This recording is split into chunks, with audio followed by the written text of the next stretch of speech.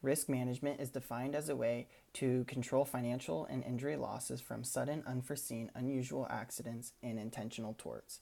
In regards to minimizing risk, a risk management plan not only helps to prevent legal liability, but to maintain and deliver a quality program. The main factors that contribute to a successful management plan include risk identification, risk evaluation, the frequency and severity of the risk treatment, and implement a risk management plan. And the way that you identify the risk is by accident reports, legal precedents, and or schedule facility/property examinations. For evaluating the risk, you want to look at the frequency of the risk and the severity of the risk. And for the treatment of the risk, you want to avoid or by closing the risk, transfer the risk, or retaining or reducing the risk. And in order to implement a risk management plan, one would have to hire a risk management manager, communicate with employees, and host training sessions and create guidelines.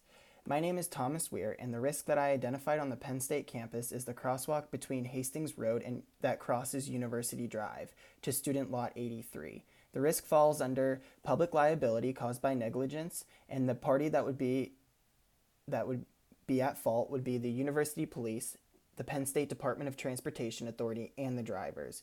So if one hasn't crossed Hastings Road to University Drive, as you can see in the video, that when you're crossing the road, each direction has the right of way to go while walking across the road.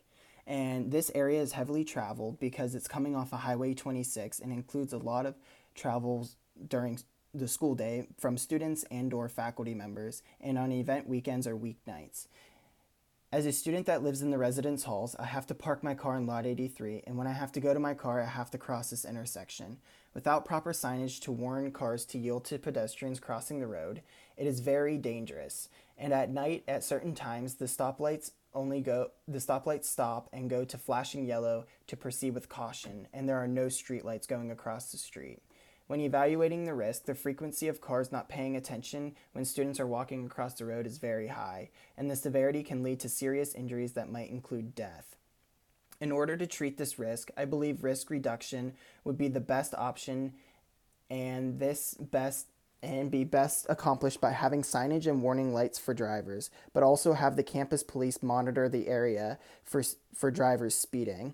Like I mentioned, it is a heavily traveled area, so it would be extremely hard to close off the intersection. In conclusion, with regards to implement a plan, a good idea would be to install signage and flashing caution warning lights to warn the drivers of pedestrians crossing the street. Thank you for listening.